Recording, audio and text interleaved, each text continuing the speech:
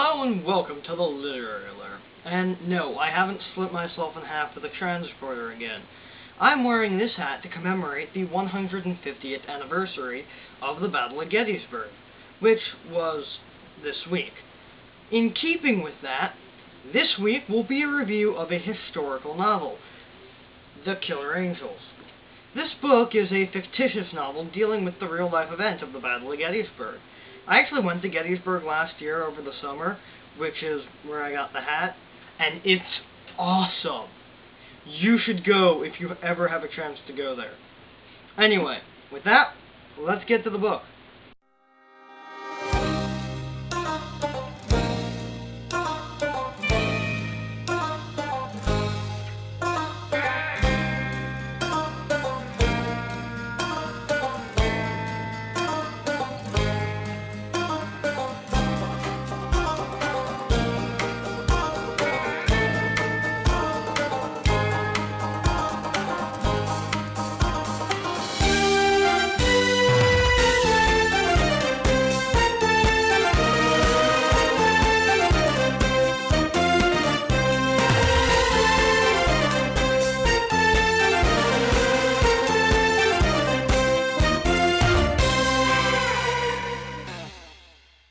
The cover is interesting, and I know that it isn't sold on the merit of its cover, but it's kind of dominated by the text.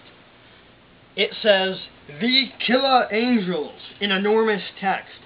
Well, except for the little "the," so if you didn't know any better, you would think the thing was called Killer Angels. And under it has a small picture of the battle. So, with that, on to the story proper. The story begins on June 29th, 1863. A spy comes to Longstreet and informs him that he has seen the Union Army moving nearby. Yeah, their old apartment was getting a bit cramped, so they had to get a new one. This information surprises Longstreet because General J.E.B. Stuart is supposed to be tracking the Union Army with his cavalry. Longstreet thinks that the Confederate Army must quickly move north to intercept the Union. The Confederates swing southeast through the mountains and toward a small town called Gettysburg.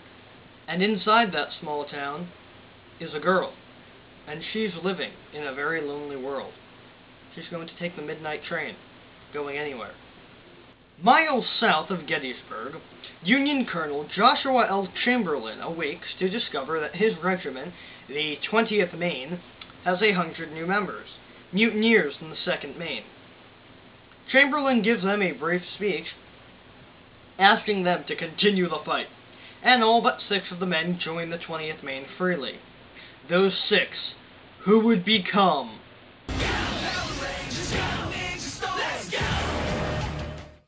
In Gettysburg, General John Buford, leader of the Union Cavalry, rides into town and discovers Confederate troops nearby. He realizes that the two armies may end up fighting in the town, so he takes his 2 brigades and positions the soldiers along the hills in the area. He knows that having the high ground is the key to winning the battle, since it's easier to fight from above than below. It's over, Anakin! I have the high ground! In the Confederate camp, Longstreet meets with George Pickett and several other generals. On the morning of July 1st, Lee rises and curses Stuart's absence. He's blind without Stuart, because without him he has no idea where the Union Army is. He meets with Longstreet, who wants to swing southeast and come between the Union Army and Washington, D.C. Then Longstreet says the Confederate can use the defensive tactics and have a much better chance at winning the battle. Lee, however, refuses because he wants to smash the Union Army aggressively in one decisive stroke. Of course, why use defense and have a small chance at winning when you can just try to destroy them with a higher margin of failure? Meanwhile, the battle begins at Gettysburg, when the Confederates attack Buford's men. Buford holds back the Confederates until Infantry General John Reynolds arrives. Reynolds positions his troops and fights the Confederates off, but he is soon killed because he told Spooney that he was in his spot. Sir? You motherfucker! I will punch you in the fucking soul, No you visible threats. fucking Hold asshat! on, train. Ah! Field. Lee arrives in Gettysburg and finds the battle in full fury. Two other Confederate generals arrive and send word to Lee that they have engaged the Union troops, who continue to pour in from the south. Lee orders his generals to attack. Meanwhile, Chamberlain's regiment begins to move north toward Gettysburg. The first day's battle ends with the Union forces retreating into the hills surrounding Gettysburg. There they dig in, setting up cannons and defensive stone walls. Longstreet is nervous. He knows that the hills are good defensive positions, and he knows that Lee plans to attack them rather than swing the army southeast toward D.C. Listen, General Lee, when your own soldiers know that your idea is stupid, pick another idea. Lee meets with his generals and is angry with General Ewell for not following his orders and taking Cemetery Hill and Culp's Hill, thereby instead allowing the Union forces to retreat into them. Ewell is a cautious general, or perhaps a better strategist than Lee. Meanwhile, Buford returns to the Union camp to discover that he is being blamed for the day's loss. On July 2nd, Chamberlain awakes and his regiment begins moving north toward Gettysburg. On the way, his regiment discovers an escaped slave, and Chamberlain muses on the reasons behind the war and his thoughts on race.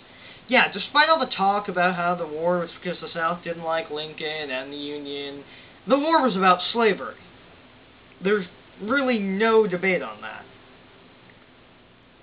Back at Gettysburg, two of Lee's generals, Ewell and Early, suggest that the army strike the Union's two flanks in order to weaken it.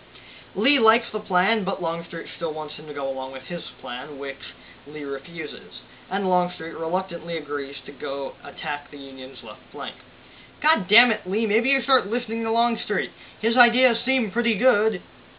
As he leads his troops toward the hills south of Gettysburg, Little Round Top and Big Round Top, he discovers that the army has come down off the hills and into the peach orchard at the bottom.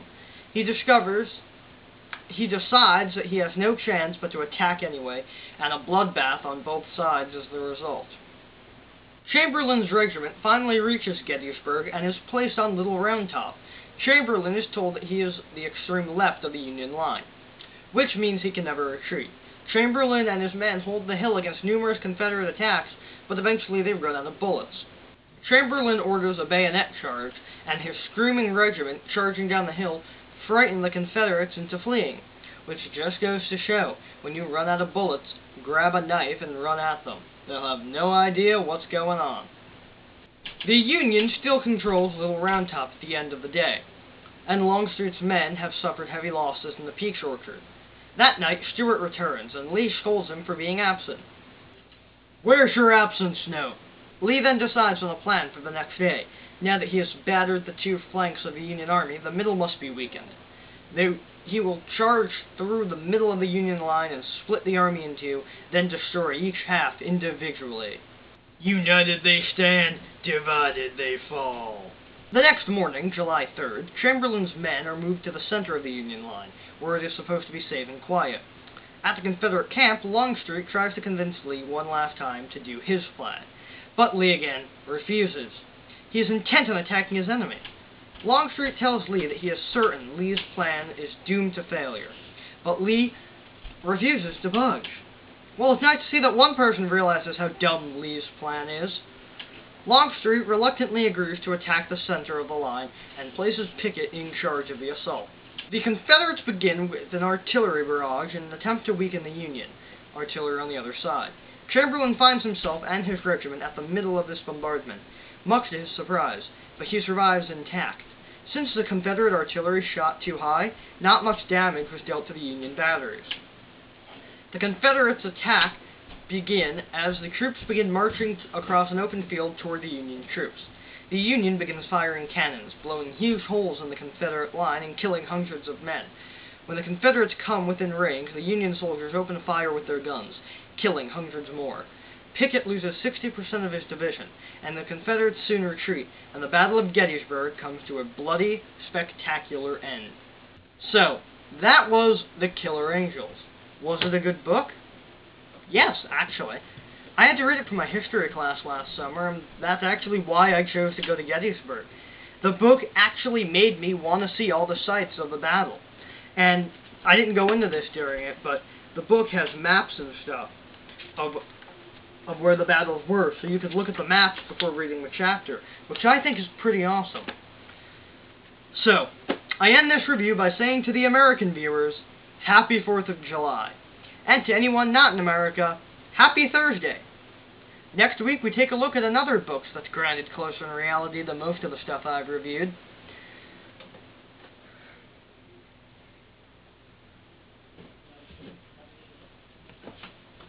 Oh, yeah, I got a haircut.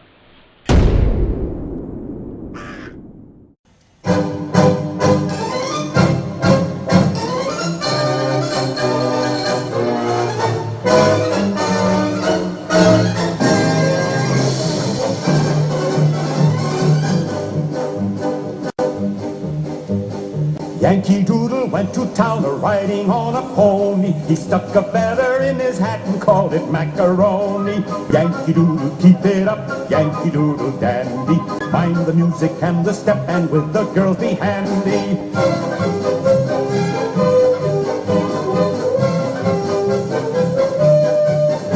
Now Father and I went down to camp along with Captain Good, and there we saw the men and boys as thick as hasty pudding. Yankee Doodle, keep it up, Yankee Doodle dandy. Mind the music and the step, and with the girls be handy.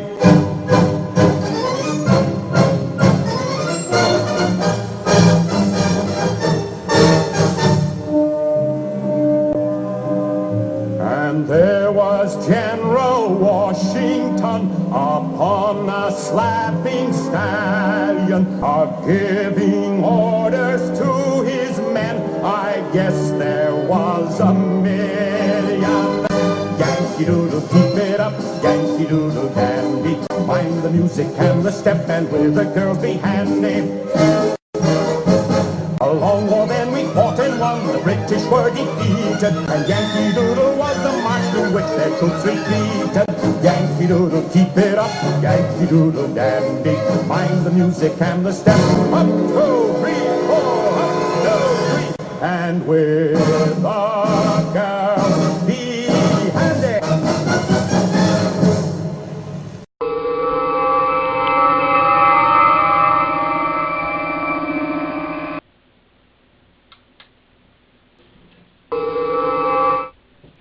You know, this is brilliant of you. I keep telling you that wasn't my fault. Right, you had the right calibration. You were so lucky that hair-eating parasite stopped before we were both bald. It's not used to carrying 2 people. If anything, it's your fault. So, what is this place anyway? I've dubbed this place the Mistyverse. There is a version of me who, in this universe, is trapped aboard the Satellite of Love. This is where I was sent when this thing was broken. It's been trapped up there for about a year and a half now. I don't see him coming down anytime soon, so I figured somebody could make use of his place. Well then, I guess this is what we'll be calling home for a bit.